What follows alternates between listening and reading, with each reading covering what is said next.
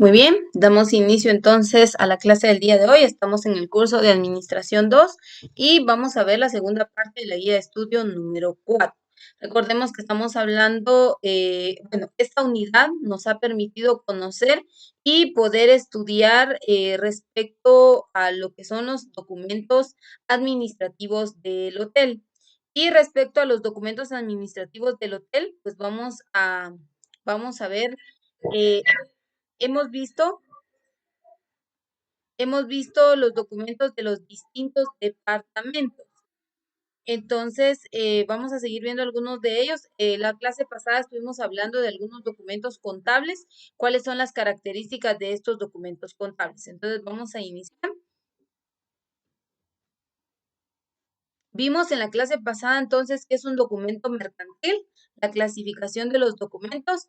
Iniciamos viendo uno de los principales documentos que era el pedido. Dijimos que este no se registra dentro del proceso contable, pero sirve para poder crear el documento que dará respaldo a este proceso realizado, que sería la factura o el albarán, que también lo podemos utilizar, ¿verdad? Vimos que era un albarán, cómo se puede llenar un albarán, cuáles son las características del albarán.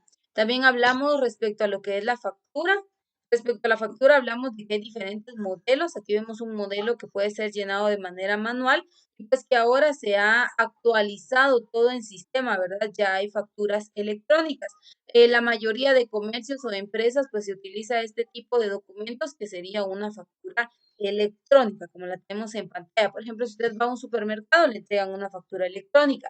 Si usted va a, por ejemplo, combustible, si usted realiza una compra en línea, pues usted va a obtener una factura electrónica. La diferencia, pues, es que aquí ya no se llena nada a mano, ¿verdad? No hay nada, ningún dato manual. Tiene las mismas partes que una factura manual, el número de serie, el correlativo, el monto, la descripción del producto, el costo unitario, o sea, tiene los mismos datos, el registro de lo que es el IVA, si está incluido o no, cuál sería la aportación, o sea, tiene todos los mismos datos, solo que aquí vemos es un documento más pequeño o está como eh, comprimido, por decir así, todos los datos que en una factura normal o una factura manual podríamos encontrar.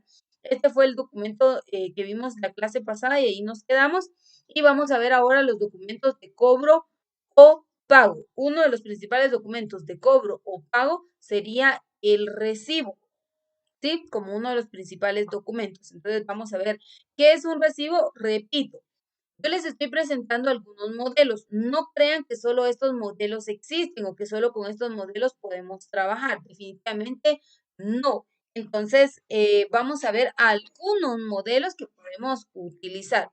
El recibo entonces dice que es un documento de cobro o pago. Dice una vez hemos analizado los documentos que genera la actividad de compraventa. Al respecto de la transmisión de mercancías o servicios, hay que analizar los documentos de medios que constituyen la contraprestación de pago o cobro, según se trate de la perspectiva del comprador o del vendedor.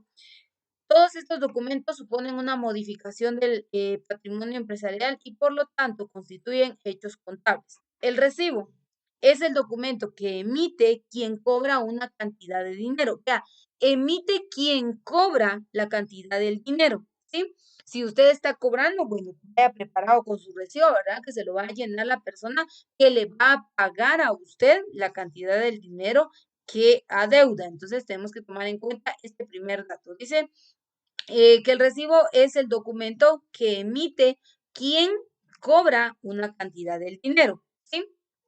Dice, generalmente en efectivo o mediante cheque, certificando de este modo que lo ha recibido, se entrega firmado a quien paga y le servirá como justificante de pago, el cual entre el recibo o bien se queda con una copia o con la matriz del talonario, del talonario, que servirá para poder registrar los cobros. Entonces aquí vemos esto que ustedes ven acá, yo no sé si ustedes lo han visto en sus recibos, pero esto que vemos acá se le conoce como la matriz del recibo.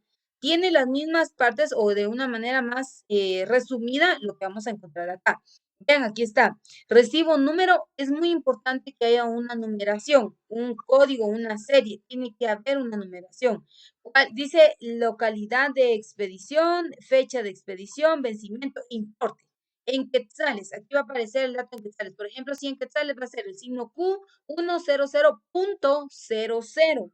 La cantidad en euros, aquí hay una sección para poder hacer la descripción en letras. Por favor, cuando llenen un documento con esta característica, se escribe el monto, por ejemplo, si fueran letras, se escribe 100 quetzales exactos. Siempre utilizar la terminación exactos y el tipo de moneda, porque recuérdense que siempre hay personas pues un poco malintencionadas que pueden hacer alteración de documentos y tenemos que tener mucho cuidado de este aspecto, ¿verdad? Entonces, si fuese el caso, evitar situaciones futuras que nos comprometan, hacer el importe en quetzales, en números y también la descripción detallada en letras, colocando el dato exactos para que no haya una alteración. Concepto, ¿cuál es la causa? ¿Por qué se realizó el recibo?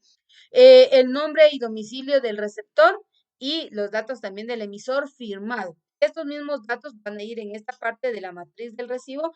Esta nos queda a nosotros, si soy yo la que está cobrando y yo emití el recibo, a mí me va a quedar la matriz y esto se lo voy a entregar a la persona que me ha pagado el monto. Entonces, esta es otra forma de documento contable, ¿sí?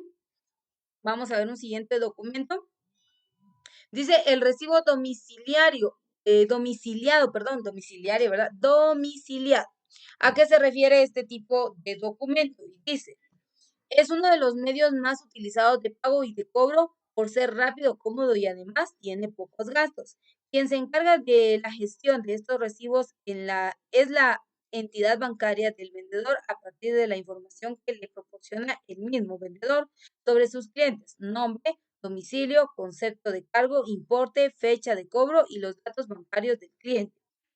Dice, el banco del vendedor le hará llegar al banco del cliente este recibo y si el cliente no ha dado instrucciones en contra del pago, la entidad lo hará efectivo por cuenta del cliente.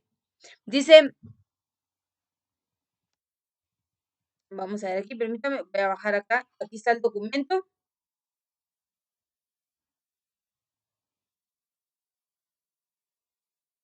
Esta es otra forma de recibo. Me voy a ir un poquito rapidito. El cheque, yo creo, bueno, yo no sé si usted ha tenido en algún momento al alcance un cheque que es otro documento contable, y si no, también toda entidad bancaria tiene un modelo de cheque distinto, pero tenemos que entender que los cheques se pueden, en qué momento van a ser canjeables. Aquí tenemos un modelo de cheque, vean, aquí está el modelo del cheque.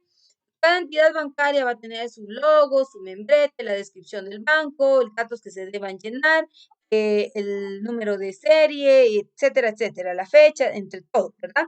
Tiene que tener un registro, ¿sí? Entonces, cada empresa o cada entidad bancaria va a tener su formato. Aquí no me voy a meter. A lo que yo les voy a explicar es la forma en que nosotros podemos utilizar los cheques y qué es un cheque. Primero, dice, los cheques son facilitados por nuestra entidad bancaria en un talonario, ¿sí? El cheque se tiene que se tiene que pagar a la vista. Cuando el librador, quien emite y a quien debemos pagar el cheque, no dispone de dinero para atender a la totalidad del pago, el librado, la entidad bancaria, estará obligada a pagar el saldo que figure en la cuenta en el momento y el tenedor, quien recibe y tiene derecho al cobro, estará obligado a aceptarlo. Entonces, el cheque es un documento que se utiliza cuando, o claramente lo dice acá, no tenemos efectivo, bueno, entonces utilicemos un cheque. Ahora, el cheque, obviamente la persona que gira un cheque tiene que tener cuenta, tiene que tener saldo o efectivo en su cuenta para poder entonces hacer que el cheque sea cobrado. Hay que tener mucho cuidado porque hay cheques que no tienen fondos. La persona no tiene fondos, emitió el cheque y esto puede ser un gran problema. Cerciórese de que se haya hecho el depósito correspondiente, que usted pueda retirar el efectivo y con esto pues aceptar un cheque. De lo contrario, habría que dudarlo antes de aceptar un cheque.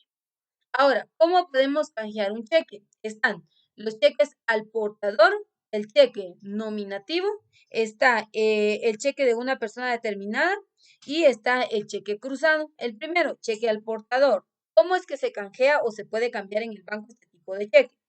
Dice, o a quien lo traiga, hay que pagar a la persona que presente el cheque. Es decir, que se llenan todos los datos del cheque, como lo vemos acá, se llenan todos los datos del cheque, según lo que nos solicite este, pero en una de las descripciones dice, pagar por este cheque A, y aquí se escribe al portador. Es decir, que la persona que lleve el cheque será la autorizada en canjear este cheque, porque ahí dice claramente al portador. Entonces, en el dorso del cheque, es decir, detrás del cheque, aparecen tres casillas, tres linitas, así, uno, dos, tres, en donde dice endosar. ¿Qué significa endosar? Como aquí la descripción está diciendo el portador, quiere decir que la persona que lleve el cheque podrá canjearlo, pero lo tiene que endosar. Al momento de endosar un cheque, ¿qué es lo que vamos a hacer? Dice, es el traspaso de un documento de cobro a otra persona o empresa. Entonces, en la parte del torso del cheque o al momento del endoso vamos a escribir nuestro nombre completo, nuestro número de DPI y nuestra firma, porque el cheque está siendo librado al portador. Entonces, la persona que obtenga el cheque y que lo endose será quien lo va a cobrar. Resulta que esta primera persona no lo pudo cobrar, entonces se vuelve a endosar el cheque y una segunda persona podrá hacer el cobro del cheque porque en su concepto va a el portador. Es la primera forma. La siguiente es cheque nominativo. ¿En qué consta? Y dice, a nombre de una persona que puede ser física o jurídica. Por ejemplo, el cheque va indicado, van todos los datos correspondientes, el monto del cheque y aquí dice pagar por este cheque a Ada Maritza López Ortega. Es decir, que solo Ada Maritza López Ortega puede canjear este cheque o, por ejemplo, a la empresa Bimbo. Solo la empresa Bimbo, personalidad jurídica, puede hacer cambio de este cheque. Entonces, cuando nosotros nos dan un cheque específico con el nombre de la persona o la empresa, estamos utilizando un cheque nominativo. Otra forma de cheque dice cheque a una persona determinada y a la cláusula número no a la orden. Dice, se diferencia del nominativo en que no es transmisible por endoso. Entonces, este tercero, perdón, se parece al segundo, pero no se puede endosar. Este sí se puede endosar. Entonces, otro tipo de forma de cheque. Cheque cruzado. Si se cruza con dos líneas, este cheque solo se puede cobrar mediante abono del importe en la cuenta bancaria que el beneficiario del cheque tenga en el banco. Es una medida de seguridad, es decir, que no se puede retirar el monto en efectivo, sino que se va a hacer un depósito a la cuenta de quien va al nombre este cheque, ¿sí? No se puede retirar el efectivo, solo se va a hacer un depósito a la cuenta de la persona que porte el cheque. Entonces, es una forma, este es un documento contable también de igual manera. Ojo con verificar, ¿verdad? Hay cheques, como vuelvo y repito, personas que emiten cheques y no tienen fondos, hay que verificar ese tipo de situaciones, ¿verdad? Y siempre cerciorarse con su agencia bancaria, pues si el cheque o el registro del cheque pues está legal, si se puede utilizar. Ya no es tan común, bueno, de hecho no todas las personas utilizan cheques, ¿verdad? Pero como vemos acá, pues en algún caso usted sí que es en efectivo, tiene saldo en su cuenta, emite un cheque y automáticamente pues con esto puede usted realizar el pago correspondiente, ¿verdad? Y el trámite le correspondería a la persona que obtenga el cheque para poderlo canjear. Otro documento, el pagaré. ¿Qué es un pagaré? También lo dice, también lo facilita nuestra entidad bancaria y la diferencia con el cheque es que el pagaré es una promesa de pago futura, por eso se llama pagaré, es una promesa de pago futura con un vencimiento fijado en el documento y el cheque es un pago a la vista, ¿sí? Entonces ahí tenemos los datos que se deben llenar en un pagaré. Como vemos ahí claramente, pues nos dice que el pagaré es un documento de una promesa de pago futura y es un compromiso, ¿verdad? Es una forma de convenio que pactan dos personas para poder llevar a cabo una transacción o poder realizar algún proceso, ¿verdad? Entonces, vamos a ver. En este no me voy a detener tanto, permítanme un segundo, por favor. Bueno, entonces tenemos acá lo que es el pagaré. También vean, hay una entidad, oficina, el número de cuenta, está el vencimiento de la fecha tal y tal, tal, el monto, el pagaré, dice vencimiento, la cantidad en letras, la fecha, la firma correspondiente para poder ser o para posteriormente ser cobrado. Bueno, la tarjeta de crédito de débito, esto no es un documento contable. Esta tarjeta de crédito o débito pues, nos sirve para poder realizar transacciones. Esto es lo que tenemos que tener en cuenta, sea de crédito o débito. Entonces, ¿cuál es la diferencia de estas dos? Primero, es un medio de pago y de cobro muy habitual en la actualidad. En efecto, ahora todas las compras, la mayoría de compras son en línea, que se pueden hacer a través de las tarjetas de crédito o débito, no importa, pero es una forma de poder realizar transacciones. Es un documento que sirve para poder realizar transacciones. Para poder cobrar a los clientes, la empresa tiene que disponer de un terminal que le facilita el banco. Esa terminal, yo no sé si usted ha tenido la oportunidad de ir a comer, por ejemplo, a Pampero, a McDonald's, a restaurantes de comida rápida o ver en una gasolinera que tienen unos aparatitos electrónicos, esa es la terminal bancaria. Ese es el documento que emite el aparato, perdón, que emite el banco para que cuando una persona, por ejemplo, yo quiera ir a consumir gasolina, un ejemplo, yo presento mi tarjeta de crédito o débito, la deslizan, ahora tiene lector de chip, o inserto la tarjeta y automáticamente me hacen el débito de mi tarjeta, ¿verdad? Dice, el banco nos cobra una comisión por cada cobro y nos ingresará la diferencia del importe en nuestra cuenta. En efecto, por ejemplo, hay bancos que trabajan una tasa del 5%, una tasa del 6% por compras o consumos realizados con la tarjeta de crédito. Y si es de débito, pues obviamente es nuestro dinero el que que nosotros estamos consumiendo. Dice, en el caso de las tarjetas de débito, el importe se carga automáticamente en la cuenta corriente o de ahorro que soporta la tarjeta. Si no hay suficiente dinero, la operación no será aceptada. ¿Por qué? Porque está diciendo débito, es decir, nos quiten de nuestra cuenta, de nuestro saldo, de nuestro dinero, ¿sí? Pero crédito, el banco nos va a financiar cierto monto, cierta cantidad mensual por nuestra tarjeta de crédito y obviamente esto sí tendrá un cobro de un 5% a un 6% en la mayoría de bancos. Dice, en cambio, con la tarjeta de crédito, el importe se va acumulando hasta que al final del mes se hace una liquidación.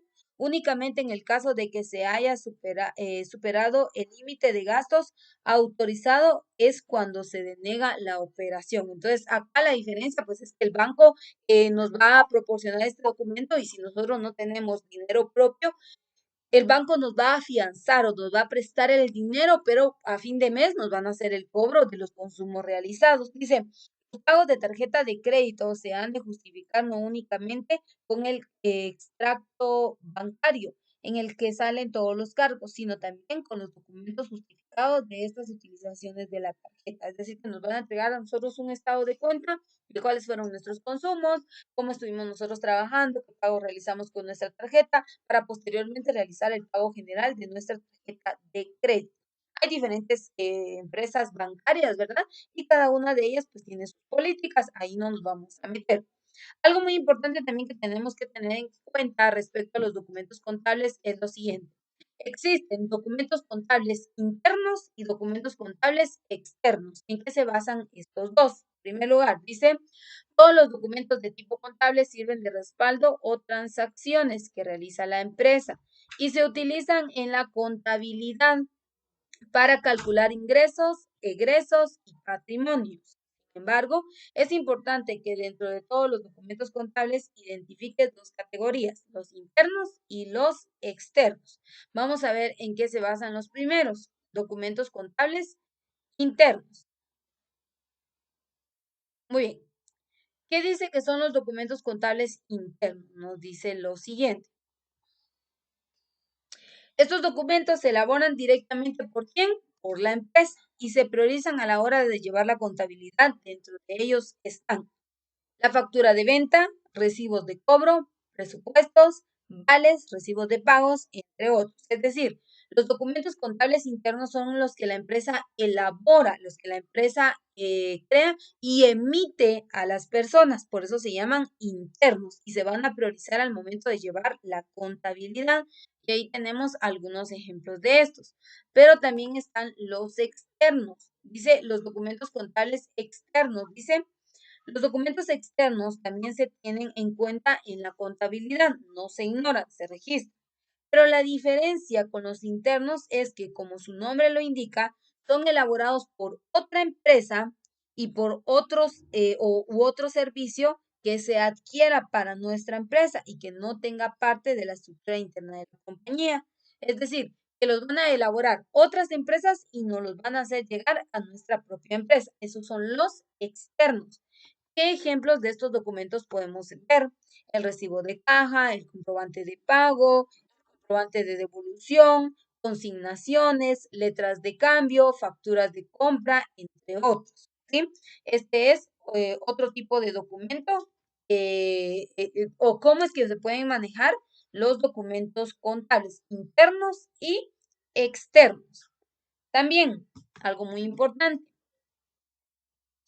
respecto a la documentación que vamos a encontrar, la documentación contable, dice, ahora bien, es importante que sepas que entre otros tipos de documentos denominados no contables, que a pesar de que también juegan una parte importante en la contabilidad, su rol no es activo debido a que son de carácter informativo. Incluso algunas personas deciden llamar a este tipo de documentos contables como documentos empresariales informativos, ya que a pesar de que son importantes y respaldan muchas transacciones, solamente sirven para soportarlas, es decir, que brindan información y detalles útiles para llevar a cabo ciertas contabilidades, pero no para efectuar procedimientos contables. Y aquí entran lo que son las CARDEX. Recuérdese que hay CARDEX del cliente, CARDEX de la empresa, pero eh, hay por ejemplo, ¿qué les diré yo? Una comanda. Una comanda no es un documento contable. Una comanda solo registró una transacción que se realizó, pero no sirve como documento contable porque para ello está la factura. Entonces, ahí está el claro ejemplo. Cuando existan este tipo de documentos, estos solamente serán documentos empresariales informativos. Así se les conocerá. ¿Sí? Otro aspecto muy importante, bueno, aquí tenemos lo que yo les decía anteriormente, ¿verdad? Los tipos de documentos. Si son documentos contables, están externos e internos. Y si son documentos no contables, solo se les conoce como documentos informativos, ¿sí? Que es lo que vimos anteriormente en el concepto.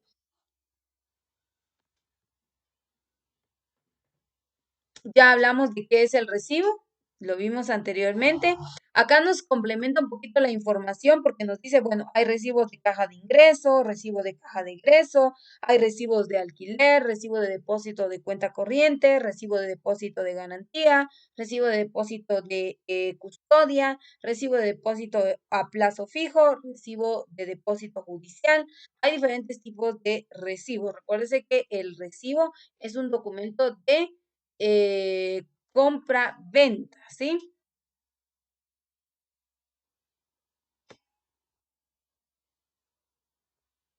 Acá tenemos las partes del recibo, cómo está constituido un recibo, más detallado las partes que debe tener. Y uno de los documentos que no vimos anteriormente y aquí nos aparece es el vale. ¿Qué es un vale? Miren, pues el vale dice, un vale es un documento administrativo por medio del cual un sujeto señala por escrito haber recibido objetos o dinero en calidad de préstamo. Para eso sirve un vale, para dejar como por decirle una prenda en garantía. Un paréntesis, por favor, la persona que tiene activo su audio, le voy a pedir por favor que lo apague. Muy bien, continuamos. Entonces les decía, un vale no es en realidad el documento que va a marcar una transacción económica, sino que es un documento que respalda o se deja como garantía claramente de que se tomaron objetos o dinero en calidad de préstamo. Es utilizado como promesa de pago, a través del cual el deudor contrae un compromiso de pago con su acreedor sobre cierta cantidad de dinero en el lugar y fecha que se estipule en el mismo documento. Un vale debe contener fecha, nombre del deudor, nombre del acreedor, cantidad de objetos o dinero que se presta, datos de los objetos, datos dados en el préstamo, incluyendo el estado físico en que se encuentren, finalmente la firma de los involucrados. Entonces, el vale solo es un documento que se va a utilizar para dejar como constancia, ¿verdad? De que se hizo un préstamo y se dejó en garantía, qué sé yo, tales prendas y que posteriormente a que se pague el préstamo, pues se dará la devolución de las prendas entregadas o si no se hiciera el pago del préstamo, las prendas quedan como pago a el préstamo realizado. Entonces, esto es como en resumen, ¿verdad? Me fui así muy rapidísimo, pero esto es en resumen lo que nosotros podemos hablar respecto a los documentos administrativos del hotel. Hay varios. Recuerden que hay documentos contables, documentos no contables. Los contables nos respaldan una transacción económica y los no contables solo nos dejan un registro de alguna actividad, datos del cliente o datos de la empresa que se hayan efectuado en su debido momento. Así que esto es lo que encontramos en la guía de estudio número 4 del curso de Administración 2 y con esto vamos a concluir la clase del día de hoy.